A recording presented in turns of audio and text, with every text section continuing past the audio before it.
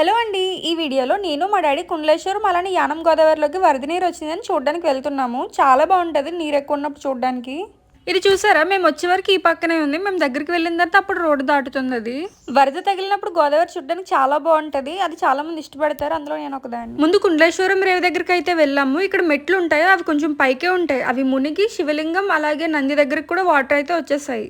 ఇక్కడ కొంచెం time spend చేసి యానం బయలుదేరాం మేము ఇంకా. కానీ ఒక విషయం, వరదలు అందరికీ సరదా కాదు. లంక ప్రాంతాల్లో ఉండే వాళ్ళకి వర్షాలు వచ్చి వరదలు పెరిగితే చాలా ఇబ్బంది పడతారు.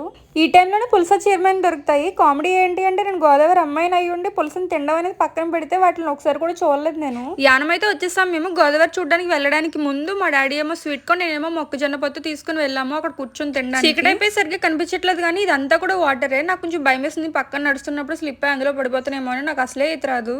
ఈ వీడియో అంతే అండి. వీడియో నచ్చితే లైక్ చేయండి. ఇలాంటి మరెన్నో వీడియోస్ కోసం ఈ ఛానల్ని సబ్స్క్రైబ్ చేసుకోండి.